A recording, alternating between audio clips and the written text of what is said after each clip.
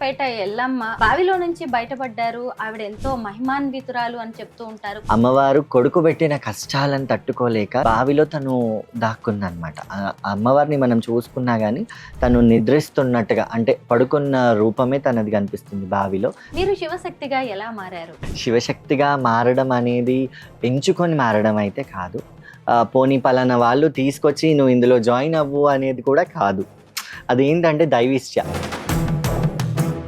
శివశక్తుల పాత్ర ఏంటి? ఇక్కడ జోగిని కావాలంటే ముందు శివశక్తి అవ్వాల్సిందే. శివశక్తి నుంచే జోగిని అవుతారు. కానీ వాళ్ళకి జోగిని అన్న పదం రాదు, ఎందుకంటే వాళ్ళ వేషధారణే కారణం. ఆ సమర్పణ అనేది మా హృదయపూర్వకంగా అమ్మవారి పాదాల దగ్గర మా ప్రాణాన్ని కానివ్వండి, మా కష్టాన్ని కానివ్వండి ఆమెకు అర్పిస్తాం. అందరికీ నమస్కారం, నేను Swaroopa Putlapalli. Welcome to Suman TV. Ashadha మాసంలో వచ్చే తొలి మంగళవారం ప్రతి ఏడాది బల్కంపేట ఎల్లమ్మ అమ్మవారి కళ్యాణోత్సవాన్ని అద్భుతంగా నిర్వహిస్తూ ఉంటారు. అయితే ఆ కళ్యాణోత్సవంలో జోగినులు, శివశక్తులు, పోతురాజుల సందడిని చూసి తీరాల్సిందే. ఈ ఏడాది బల్కంపేట ఎల్లమ్మ కళ్యాణోత్సవంలో బోనమెత్తి ఆడిపాడి అమ్మకు తనను తాను సమర్పించుకున్న శివశక్తి విష్ణు శౌర్య నాతో పాటు ఉన్నారు. ఆయనతో మాట్లాడి అసలు శివశక్తులు అంటే ఎవరు, ఈ బల్కంపేట ఎల్లమ్మ గురించి ఆయన ఏం చెప్తారు, అలాగే గండదీపం ఎత్తడం అనేది ఏంటో కూడా తనని అడిగి తెలుసుకుందాం. నమస్తే విష్ణు శౌర్య గారు, ఎలా ఉన్నారండి? బాగున్నాను. ముందుగా బోనాల పండుగ శుభాకాంక్షలు. అందులో మీరు అన్నట్టుగా బల్కంపేట రేణుకా ఎల్లమ్మ కళ్యాణ మహోత్సవ శుభాకాంక్షలు. Thank you so much. ఇంకొక విషయం ఇక్కడ ఏంటంటే, సాధారణంగా ఎవరి పెళ్లి రోజు అయినా కానీ అది ఆ ఇద్దరి దంపతులకి మాత్రమే మనం విష్ చేస్తాం, అంటే వాళ్ళకి శుభాకాంక్షలు తెలుపుతాం. కానీ ఇక్కడ అది లోక కళ్యాణం కాబట్టి అమ్మవారు కళ్యాణం ఆడినా మనందరం సంబరాలు చేసుకుంటాం, మనది మనమే శుభాకాంక్ష తెలుపుకుంటాం. అంటే అత్యంత ముఖ్యమైన, పవిత్రమైన, గొప్పదైనటువంటి లోక కళ్యాణం ఈ కళ్యాణం. మీరు ఎన్నో ఏళ్లుగా బల్కంపేట ఎల్లమ్మ కళ్యాణోత్సవంలో పాల్గొంటూ ఉన్నారు. ఈసారి ఎలా జరిగింది? ఆల్మోస్ట్ 14 to 15 years అయింది. ఇంకా చిన్నప్పుడు నాకు అంత ఐడియా అయితే లేదు. నాకు తెలివి వచ్చిన తర్వాత ఆల్మోస్ట్ 15 years వరకు జరిగింది. ఈరోజు కళ్యాణం మాత్రం చాలా బాగా అద్భుతంగా, ఆకాశం అంత పందిరి, భూదేవంత పీటను వేసుకొని ఆ ఎల్లమ్మ తల్లి వివాహం ఆడింది. బల్కంపేట ఎల్లమ్మ కళ్యాణ మహోత్సవాన్ని అసలు ఎందుకు నిర్వహిస్తూ ఉంటారు, ఎలా చేస్తుంటారు? సాధారణంగా ఏంటంటే అమ్మవారికి పలానా రోజు కళ్యాణం, లేకపోతే పలానా ఆలయానికి వార్షికోత్సవాలని జరుగుతూ ఉంటాయి. అలాంటి వార్షికోత్సవాలు జరిగినప్పుడు ఏంటంటే అక్కడ ఉన్న కళ్యాణాలు చేస్తుంటారు, లేకపోతే అక్కడ సంబరాలు చేస్తూ ఉంటారు. ఇవన్నీ చేసినప్పుడే ఆ అమ్మవారి కళ్యాణం నిర్వహించినప్పుడు భక్తులందరూ పాల్గొంటుంటారు. ఇక్కడ బల్కంపేటలో వచ్చేసరికి ఆషాఢ మాసం బోనాలు చేస్తుంటాం. బోనాలు చేసినప్పుడు ఆడపిల్లకి వివాహం నిర్వహించడం ఎట్లా అంటే పంతుల ద్వారా కానివ్వండి, ఒగ్గు పూజారుల ద్వారా కానివ్వండి చేస్తుంటారు. ఏ విధంగా అయితే ఆషాఢ మాసంలో కొత్తగా పెళ్ళైన అమ్మాయిని తల్లిగారింటికి పిలుచుకుంటాం. దానికి ఎన్నో సైంటిఫిక్ రీజన్స్ కూడా ఉన్నాయి. కాకపోతే ఒక ట్రెడిషనల్ కస్టమ్స్ ప్రకారం కొత్తగా పెళ్ళైన అమ్మాయిని తల్లిగారింటికి దొరికొచ్చుకుంటారు. అదేవిధంగా అమ్మవారు మన ఇంటికి వస్తుంది కాబట్టి వివాహం చేసి మళ్ళీ ఆ పెళ్లి రోజుని నిర్వహించి అమ్మవారికి బోనాలు ఇవన్నీ చేయడం కూడా ఒక ట్రెడిషన్. బల్కంపేట ఎల్లమ్మ అమ్మవారు బావిలో నుంచి బయటపడ్డారు. ఆవిడ ఎంతో మహిమాన్వితురాలు అని చెప్తూ ఉంటారు. కోట్లాది మంది ఆమెకు భక్తులు ఉన్నారు. మీకు బల్కంపేట ఎల్లమ్మతో ఉన్న అనుబంధం ఏంటి? బల్కంపేట ఎల్లమ్మతో ఉన్న అనుబంధం అంటే అమ్మవారు జలదుర్గగా, ఒక జలవీర మాతగా దర్శనమిస్తుంది. అమ్మవారు కొడుకు పెట్టిన కష్టాలను తట్టుకోలేక లందలో దాక్కుంది. అదేవిధంగా ఇక్కడ బావిలో తను దాక్కుందనమాట. అమ్మవారిని మనం చూసుకున్నా కానీ తను నిద్రిస్తున్నట్టుగా, అంటే పడుకున్న రూపమే తనది కనిపిస్తుంది బావిలో. చాలా పెద్ద బావి ఉండేదంట అది. మా నాన్నమ్మలు, అమ్మమ్మలు వీళ్ళందరూ చెప్పేవాళ్ళు. ఇంకా నా టైం వచ్చేసరికి టెంపుల్ మాత్రం డెవలప్ అయిపోయి ఉండొచ్చు.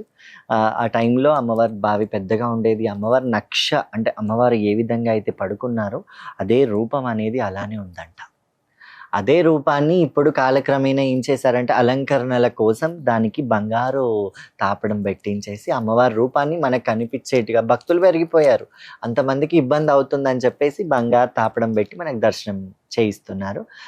అనుబంధం విషయానికి వస్తే మాత్రం శివశక్తులందరికీ ఎన్నో ఆలయాలు ఉండొచ్చు. బల్కంపేట ఉంది, సికింద్రాబాద్ ఉంది, జూబ్లీహిల్స్ ఉంది, లాల్ దర్వాజా ఉంది. ఇక్కడ ఏంటంటే బోనాలు వచ్చి చేసుకొని వెళ్ళిపోతాం. బల్కంపేటలో మాత్రం ఉండడానికి వసతి చాలా బాగుంటుంది.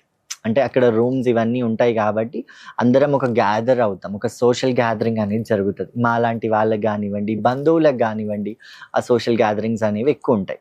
అదొక అనుబంధం ఎక్కువ అందరికీ, శివశక్తులు అందరికీ బల్కంపేట అంటే ఒక అనుబంధం. బల్కంపేట ఎల్లమ్మ కళ్యాణోత్సవం సందర్భంగా జోగినిలు కూడా పెళ్లిళ్ళు అవును. చేసుకుంటూ ఉంటారు కదా, మరి ఈ సందర్భంలో శివశక్తుల పాత్ర ఏంటి? శివశక్తుల పాత్ర, జోగినిల పాత్ర ముఖ్యంగా పూనకమే.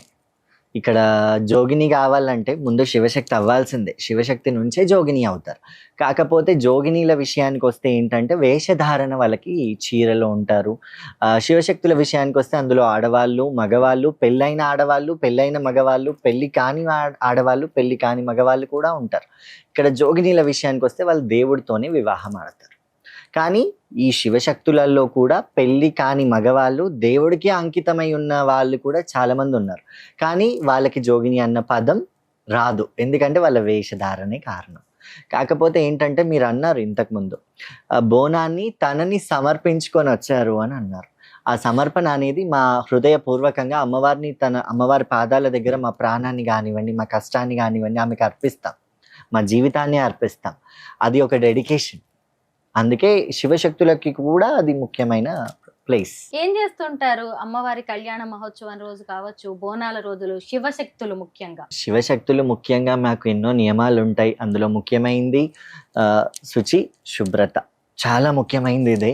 ఎక్కడ పడితే అక్కడ తినడం కానివ్వండి, వెళ్ళడం కానివ్వండి, ఇవన్నీ పాటిస్తూ ఉంటాం.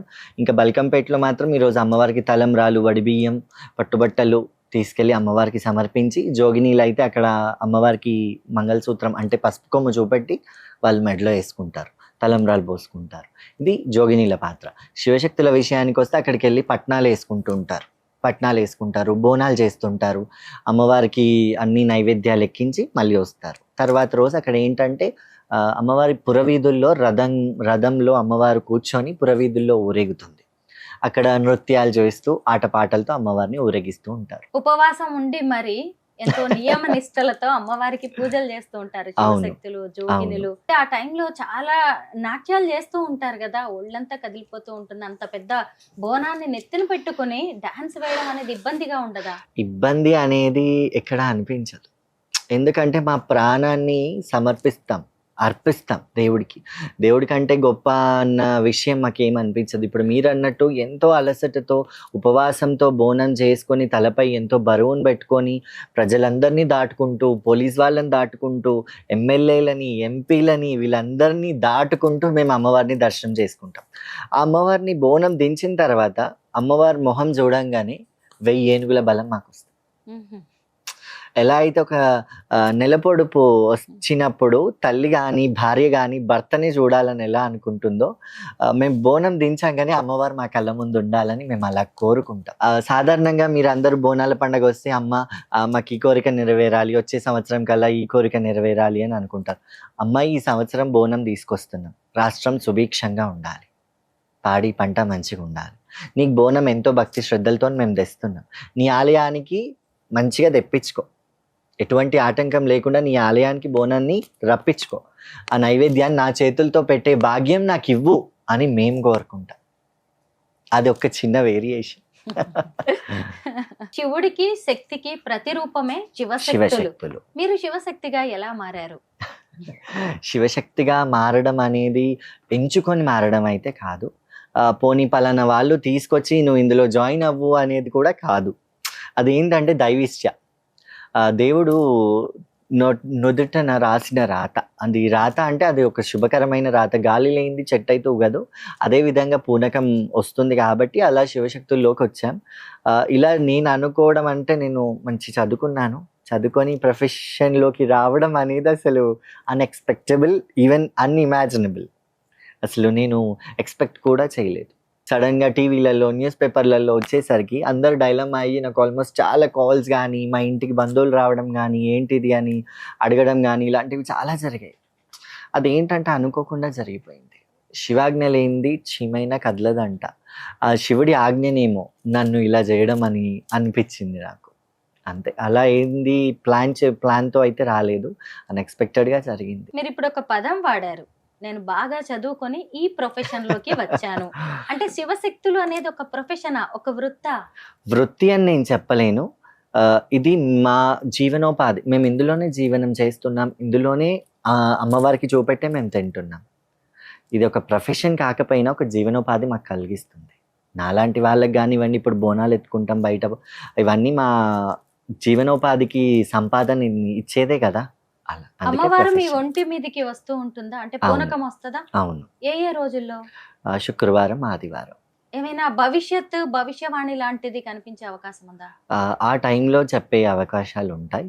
కాకపోతే ప్రతిదానికి ఒక హద్దు అనేది ఉంటుంది. దేవుడు రాసిన రాతనైతే ఎవరు చెరపలేదు. దేవుడు మనకి ఒక రాత రాస్తాడు. కాకపోతే వచ్చినప్పుడు ఏంటంటే ఇలాంటి దుష్టగ్రహాలు వస్తుంటాయి, లేకపోతే ఏవైనా ఫలితాలు దుష్టంగా ఉంటాయి, మీరు ఇలాంటి జాగ్రత్తలు తీసుకోండి, లేకపోతే ఇలాంటి రెమెడీస్ చేయండి, అలాంటివి చెప్తూ ఉంటాం. చాలా మంది ఇప్పుడు ఫేక్ శివశక్తులు కూడా కనిపిస్తూ ఉన్నారు. మీకు కూడా తెలిసి ఉండొచ్చు, అలాంటి అవును. వాళ్ళని మీరు చూస్తూ ఉండొచ్చు. చూస్తున్నాం. కానీ జనాలకి ఎలా తెలియాలి? జనాలకి ఎలా తెలియాలి అని అంటే, నిజం ఏనాటికైనా బయటపడుతుంది, కానీ నిజం నిలకడ మీద బయటపడుతుంది.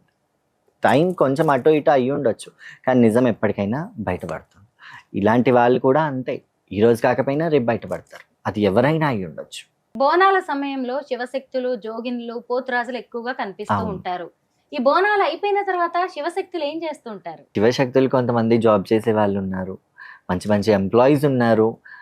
ఏంటంటే ఓన్లీ బోనాల టైంలోనే బోనం ఎత్తుకుంటారు, మళ్ళీ ఇంట్లో ఉంటారు, సంసారం చేసుకుంటారు, పిల్లలు, మమ్మీ, డాడీ, ఎవ్రీథింగ్.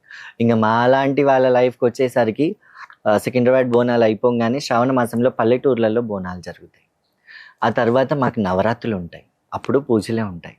తర్వాత కొమ్రవెల్లి జాతర జరుగుతుంది, తర్వాత మేడారం జాతర జరుగుతుంది, చెరువుగట్టు జాతర జరుగుతుంది, ఏడుపాయల జాతర జరుగుతుంది. ఇలా ఎప్పుడు మళ్ళీ సమ్మర్లో చూసుకుంటే బొడ్రాయి పండగలు అంటారు, ఊరి పండగలు అంటారు, బీరప్ప పండగలు అంటారు. ఇలా అన్ని బోనాలకి సంబంధించినవి అన్నీ ఉంటాయి. కాకపోతే ఏంటంటే అది అందరికీ ఎక్కువగా తెలియదు. మేము కంప్లీట్గా ఇందులో ఉన్నాం కాబట్టి దాని గురించి మాకు అన్ని ఇన్ఫర్మేషన్స్ వస్తుంటాయి, వెళ్తూ ఉంటాం, బోనాలు చేస్తూ ఉంటాం, అలా జరుగుతూనే ఉంటుంది. మొత్తానికి ఏడాదంతా బిజీగానే ఉంటారు. ఏడాదంతా ఒక బిజీగానే షెడ్యూల్ ఉంటాం. ఉంటుంది మీకు, ఉంటుంది. క్యాలెండర్. ఒక మంత్ లో ఈ జాతర ఉంటుంది, ఇక్కడికి వెళ్ళాలి, ఇంకో మంత్ లో ఈ పూజలు ఇంట్లో ఉంటాయి, ఇవి చేసుకోవాలి అని ఏడాది పొడవునా ఉంటుంది. ఇవే కాకుండా కొంతమంది దేవుళ్ళని పెట్టుకుంటూ ఉంటారు కదా, ఇంట్లో ఉప్పలమ్మ, మేము ఎల్లమ్మ, మైసమ్మ, ఇలాగా ఇంట్లో గద్దెలు వేసుకుంటాం. మేము గద్దెలు వేయడం. గద్దెలు వేసుకుంటాం.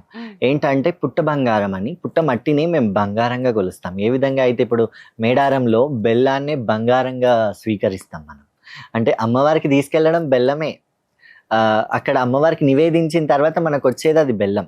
ఇప్పుడు మేము పుట్ట దగ్గరికి వెళ్ళినప్పుడు అది మట్టే, మేము అక్కడ పూజించి అది తీసుకురావడమే బంగారం.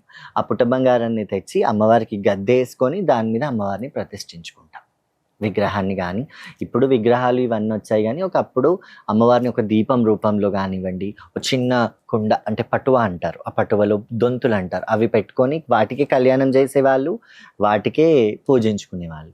ఇంకా కాలక్రమేణా అన్నీ చేంజ్ అవుతున్నాయి కాబట్టి ఆలయాలలో పెట్టుకున్నప్పుడు మేము ఎందుకు పెట్టుకోవద్దు అని చెప్పేసి అందరు చిన్న చిన్న విగ్రహాలు పెట్టుకుంటూ ఉంటారు. బోనాల సమయంలో శివశక్తులు గండదీపం కూడా ఎత్తుతూ ఉంటారు కదా, ఏంటి ఈ గండదీపం? శివశక్తులు చాలా తక్కువ, ఎందుకంటే బోనాలు ఎత్తుతూ ఉంటారు. గండదీపం విషయానికి వస్తే ఎవరైనా అంటే నార్మల్గా ఇప్పుడు సాధారణంగా మొక్కుకుంటారనమాట. అమ్మ మాకు ఆ గండం ఉంది, ఆ గండం తప్పితే నీకు గండదీపం తెస్తా అమ్మ అని మొక్కుతారు. లేకపోతే మాకు గండం తప్పింది కదమ్మా అంటే, ఇప్పుడు మాలాంటి వాళ్ళ దగ్గరకు వస్తుంటారు, వచ్చినప్పుడు మాకు ఇట్లా గండం తప్పింది, మరి ఏం చేయమంటారు అని అడుగుతారు. సరే మీ మీదికి గండం తప్పింది కదా, అమ్మవారు తప్పించి ఉండొచ్చు, మీరు గండదీపం ఎత్తుకోండి అమ్మవారికి అని మాలాంటి వాళ్ళు చెప్తూ ఉంటారు.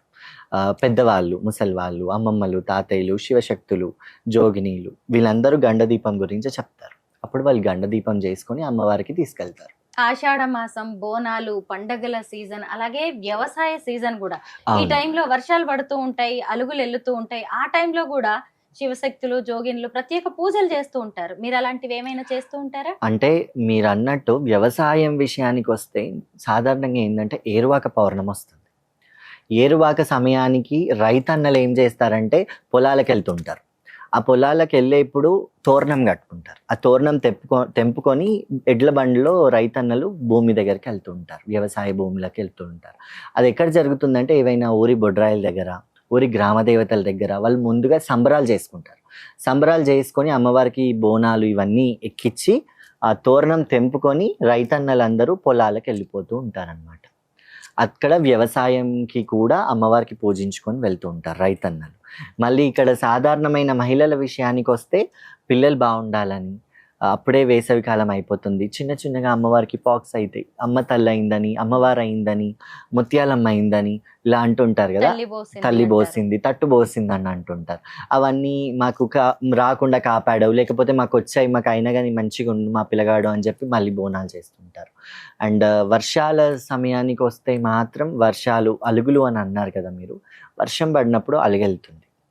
అలుగెళ్ళినప్పుడు ఏం చేస్తారంటే సాధారణంగా పాత రోజుల్లో, ఇప్పుడంటే అందరూ చేస్తున్నారు, అక్కడ ఎమ్మెల్యేలని, ఎంపీలని, కౌన్సిలర్లని, చైర్మన్లని పెట్టి చేయిస్తున్నారు. కానీ ఒకప్పుడు మాత్రం శివశక్తులు అక్కడ దగ్గరుండి అలుగెళ్ళినప్పుడు కట్ట మీద ఉన్న మైసమ్మకి, కట్ట కింద ఉన్న మైసమ్మకి, ఊర్లో ఉన్న గ్రామ దేవతలకి, గంగమ్మకి, అంటే చెరువు అలుగెళ్ళింది, అది విజృంభించకుండా, ఊర్లోకి గంగమ్మ రాకుండా, ఊర్లోకి గంగమ్మ చెరువు అలిగెళ్ళి ఊర్లోకి వస్తే అన్ని పాడి పంట పాడైపోతాయి అని చెప్పి అమ్మ గంగమ్మ నువ్వు శాంతించు అని చెప్పి అక్కడ బలిస్తారు.